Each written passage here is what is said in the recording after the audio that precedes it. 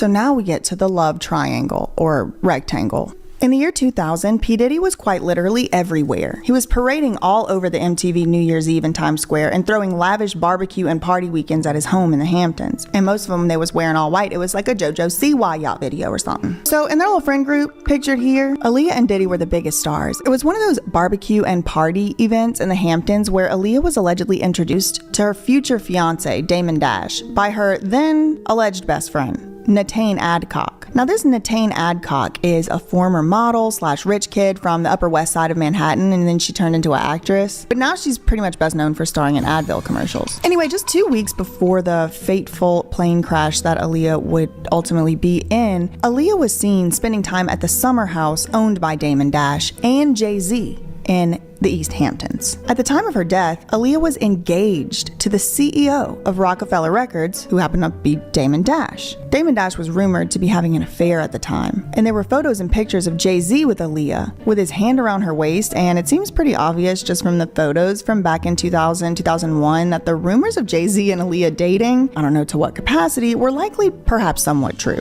In any event, according to this 2008 MTV News article with Beyonce and 17 magazine, back when she used to do an interview from time to time, she and Jay-Z had begun dating in 2000 when Beyonce was 19 and Jay-Z was 31.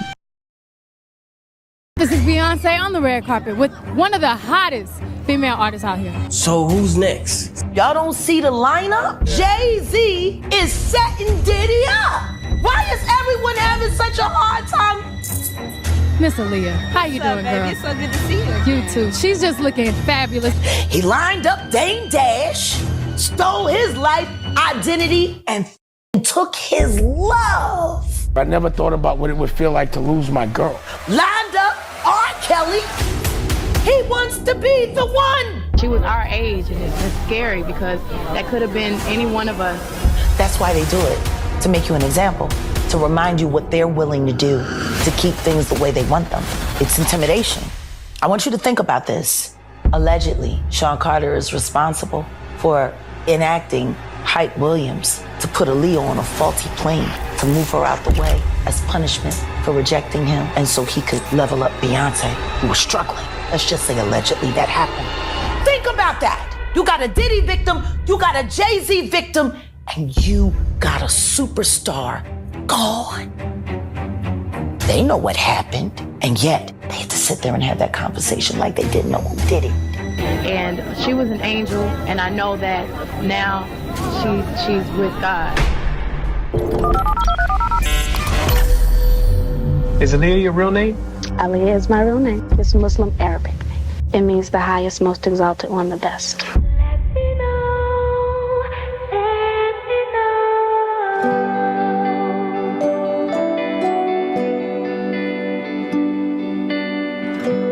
In the year 2001, actress, musician, international superstar icon Allyah was at the top of her game. Welcome to Lou Taylor's Over Party. Previously just me and hashtag Free Britney. We're going to be talking a little bit about Lou and Taylor today. This Lou Taylor woman. Lou Taylor and Robin Greenhill. Lou Taylor. Lou Taylor. Lou Taylor. Lou Taylor. Lou Taylor. Lou Taylor. Lou Taylor of TriStar Entertainment. Who worked with Sean Combs. Britney Spears, very controversial manager. How do you get away with stealing $600 million from Britney? Someone who has tried coming after me. Apparently is paying off, allegedly, some of Diddy's victims from this slush fund. She's just what I call janky. Britney Spears and the woman at the center of the alleged recordings in her bedroom, Robin Greenhill. Do you have any involvement in the bugging of Britney's phone? And a lot of people have said that she is the person who is behind the scenes running Britney Spears' life on a day-to-day basis. I had to have Robin's approval before I spoke with Britney about a question Britney had.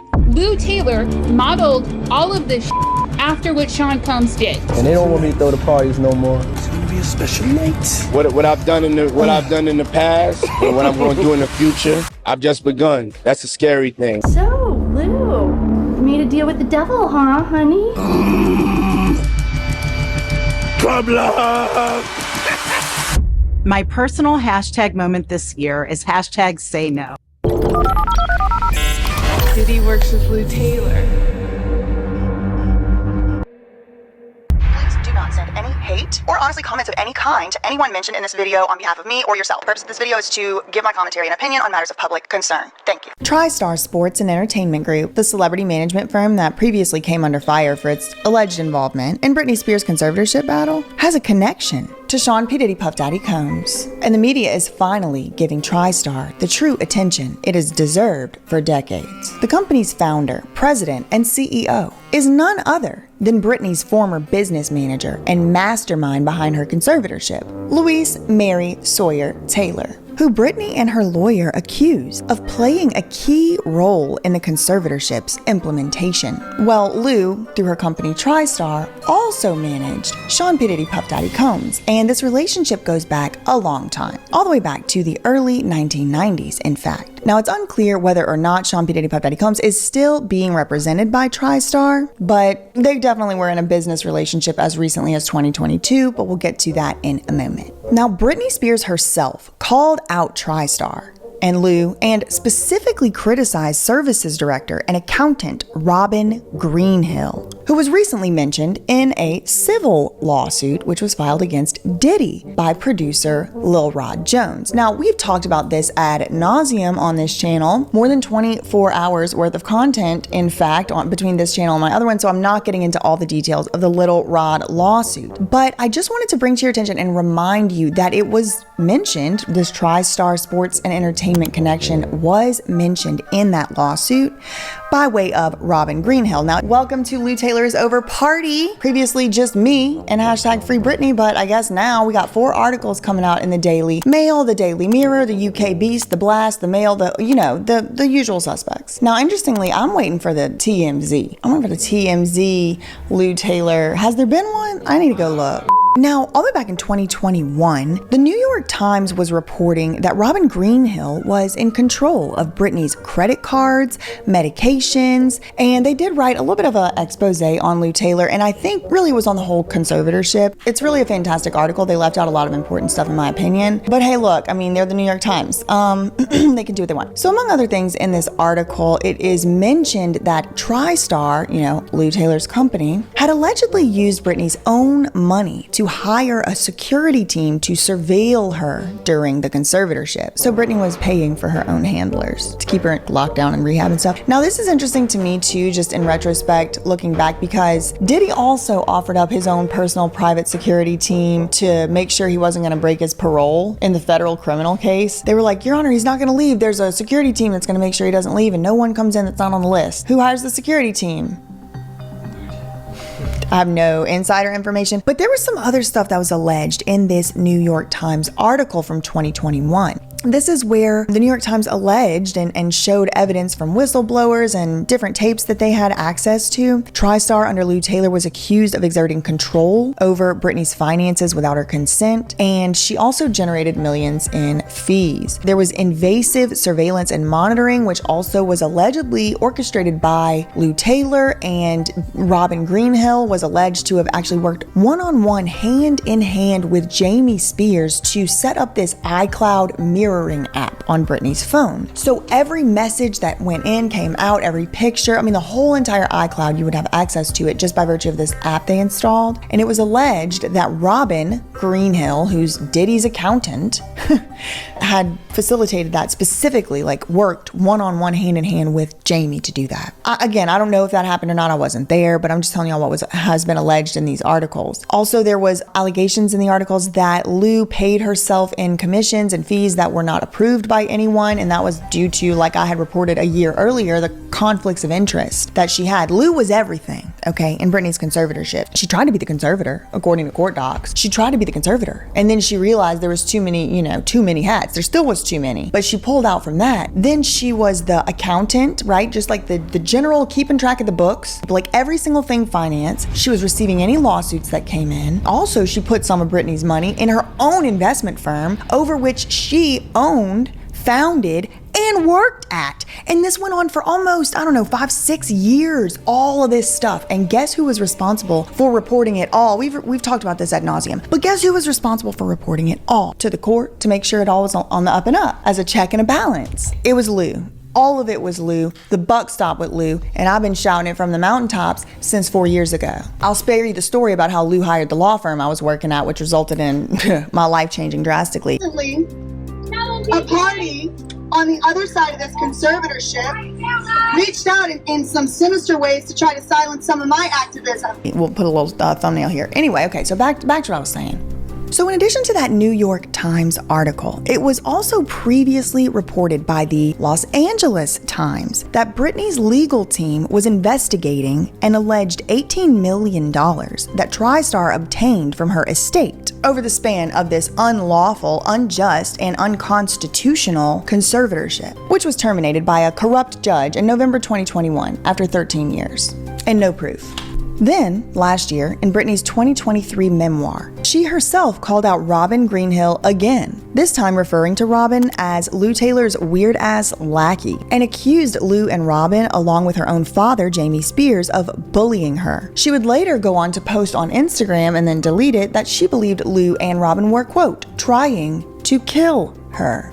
TriStar, Lou Taylor, and Robin Greenhill have all denied the allegations and have insisted that Britney's conservatorship was put forth by recommendation of legal counsel and not by TriStar's recommendation. They went on to say that this conservatorship had been approved by the court for more than 12 years, which is why I called it the corrupt judge in the previous little section. Anyway, Robin's name was back in the press yet again this year after Lil Rod Jones filed that $30 million lawsuit against Diddy. In that court filing in the Lil Rod case, Lil Rod claimed that he was ordered to recruit S workers and then have relations with them for Diddy's pleasure. And he has hundreds of hours of video documenting Diddy's serious illegal activity. He then goes on in his lawsuit to accuse Robin Greenhill of being one of several individuals who helped make Diddy's alleged misconduct possible. It basically says Robin Greenhill, the accountant, was the one responsible for ensuring the wiring, the funds transfer, or the cash payments to the S workers on the behalf of Diddy. And this is where Daphne Joy, 50 Cent's child's mother, did get brought into the lawsuit. Allegedly, Robin Greenhill was paying all of them, including her. That's what's alleged. I wasn't there, I don't know. Now, Diddy also has, again, denied all allegations of wrongdoing, and he filed a motion to dismiss Lil Rod's lawsuit a couple months ago in August. Diddy's lawyers called it salacious and an attempt to exploit Diddy for money, and they're going to have to stop saying that, because we all know that the man doesn't have any more money. After all of the other lawsuits and the people in line get their money, there's going to be no more money, okay? Especially once the government gets their paws into this estate on all racketeering and whatever else they got him charged with. No, there's no more money. So they're going to have to start saying something else. Maybe clout chasing, try that next time. Okay, so the Lil Rod lawsuit was filed shortly before Diddy's mansions were raided by federal agents amid that S trafficking probe and mounting sexual assault lawsuits. Eventually, Diddy was arrested on the S trafficking charges, denied bail, and is currently awaiting trial at Brooklyn's Metropolitan Detention Center in New York City. Conditions inside of the Metropolitan Detention Center in Brooklyn during a 7-day power outage that caused protest and outrage by elected officials because of the cold temperatures and lack of heat were much worse than initially reported. Inmates complained of cold, brackish water that ran from the taps. A client known to swallow razor blades said he had not gotten his psychiatric drugs. In another cell, a man lay on bloody sheets. He has been accused of arranging the alleged freak-offs, which are described in the indictment as an elaborate and produced S performance, arranged and directed by Diddy while he took care of himself and often recorded them. The indictment goes on to state some of these freak-offs would last for days, requiring Sean P. Diddy Puff Daddy Combs and the victims to receive IV fluids to recover from the exertion and the substance use. And interestingly, Diddy's ex, Kim Porter, and the mother of his few of his children, in the hours before her death, she would also receive some at-home IV fluids. Apparently, these IV uses are unrelated. Insert clip of that weirdo doctor 1-800-HOUSE call. I'm Dr. Michael Farzam, CEO and founder of House Call Doctor Los Angeles. House Call Doctor Los Angeles is a concierge mobile clinic whereby we offer 24/7 service to your home, office, or hotel room. Because that is the literal doctor who showed up. Dr. Michael Farzam called 911 after the singer acted erratically at his trainer's house. He was threatened. This is a trainer. Come to find out, he was actually Canadian intelligence, but this is my trainer. Now, as far as Diddy and TriStar are concerned, really, TriStar is not mentioned in the criminal lawsuit yet. And she might never be. They and she and all of them. Okay. There are some compelling connections between Diddy and Lou, some of which we've talked about, and these span back decades. So in no particular order, number one, the Lil Rod lawsuit. We just discussed it. We don't need to get into the details, but this is where Robin is accused of paying the S workers in Diddy's alleged enterprise. We also have that Variety article, which we already mentioned also from 2019. This is where Lou admits she was Diddy's manager, at least at that time. Now, we also have evidence presented by Diddy in his criminal case, and this is when he was trying to get bail. These documents reveal that TriStar is the company that had the $48 million Miami mansion appraised as recently as 2022. And then I performed a property records search on the publicly available address for this mansion. As you can see, according to the Miami Herald, but I mean anywhere else that has the address listed, the mansion belonged to Sean Combs, better known as Diddy. The agents raided the One Star Island Drive home, looked that up on the property records, and the property is not owned by Sean Combs, as the Miami Herald reported. In fact, it is owned by a company called One West Star Island LLC. Now, we do have two managers listed for One West Star Island LLC. That is a man named Tarek Brooks and a woman named Margaret Stevens, Stephens. So here is the parcel view from the public parcel search that I did in the county. The properties are owned, as you can see, One West Star Island LLC. But One West Star Island LLC has a mailing address listed of 9255 Sunset Boulevard, West Hollywood, California, which is widely and publicly known for years as TriStar's address. Okay, so here's another link that Lou Taylor has still a business management, or maybe life management capacity over Diddy's life, as recently as literally right now, because I did this public record search today. Now, there's also a bonus Kardashian connection for those of you keeping up with the web and taking notes at home. I just want to throw this one in there as a little bonus. Kris Jenner's asset management company called Abracadabra Holdings. This is the company that I very first was able to find the connection between Kris Jenner and Lou Taylor. It was through Abracadabra Holdings, which is Kris Jenner's asset management company, okay? So remember that woman, Margaret Stevens, she's listed as a manager on that company that owns Diddy's house that was raided, where they found the baby oil. You know, I mean, this is a scene, a crime scene investigation, okay? Who owns the house? It's not Sean P. Diddy Puff Daddy Combs directly. No, it's not. It's One West Star Island. Who in the hell is that? There's two people listed on it, Margaret and Tarek. Tarek, he seems like a financial manager. Margaret, no idea who she is, so I'm looking her up, right? I find that she is also somehow in this web connected to Kris Jenner's business filings. There's literally a web I found. As for the federal criminal case with Diddy, Diddy has pleaded not guilty to charges of S trafficking, racketeering, and transportation to engage in prostitution. On Wednesday, as of the date of the recording of this video, Diddy's attorney, Mark Agnifilio, responded to claims half-assedly by federal agents that they had confiscated 1,000 bottles of baby oil. I mean, there's all kind of allegations and rumors, but in response to that, Diddy's lawyer said, well, you know, everybody now buys in bulk, and you can't be so puritanical about what consensual adults are doing. Well, I just need to say one more time, Mark. We all saw the video. Disturbing new video appears to support some of the accusations. There's no more, like... Did you see the thing too where they don't even sell baby oil at Costco? Yes. But you also, if y'all go back and watch the tape of Mark, He never actually says those baby oil bottles were purchases from Costco. No, he says Americans nowadays, it's very slippery and it's very tricky. They charge $5,000 an hour for a reason or whatever it is, you know. 1,000 bottles of baby oil. I don't think it was 1,000. I think it was a lot. I mean, there's a Costco right down the street. You know, I think Americans buy in bulk, as we know.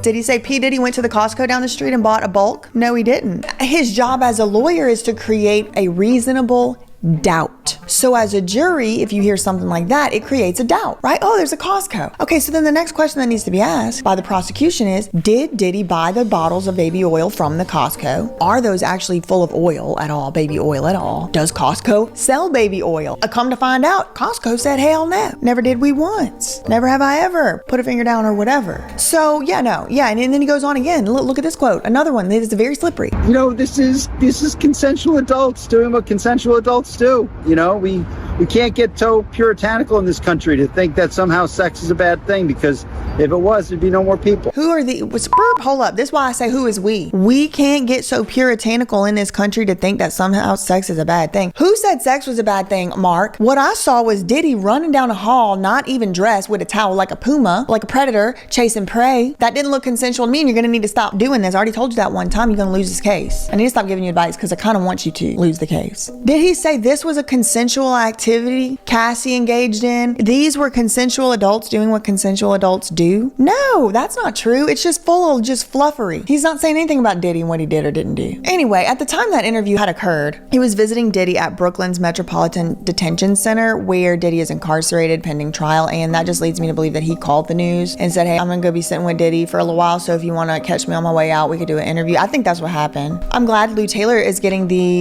one crumb of the attention that she deserves, because she sure did try to ruin my life, and we see how that turned out for her, and we see how it's gonna turn out for the rest of them that ever tried to ruin my life as well. It's one thing to criticize, it's another thing to try and silence somebody at their first lawyer job ever. I bet you regret that today. That's all I really had for today. In the meantime, facts ain't defamation. Love you, mean it, okay, bye.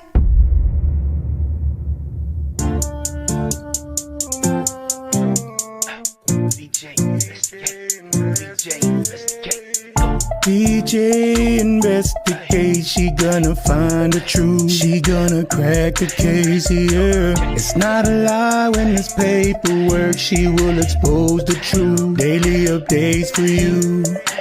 Better subscribe like I knew you would. We gotta stand for what's right, we gotta do for the good, yeah. I don't know what y'all have heard. That surprise witness got the word. We don't believe in Scientology. I do not need your mind control on me. We don't need your conservatorships, no. We doing right what's right for the kids. Whoa. Y'all cannot control me. I control my own mind. You could've controlled me then, still not in this lifetime. Can you send us down the pink angel from the heavens of truth? You don't want to debate with BJ. Studying law is what she do.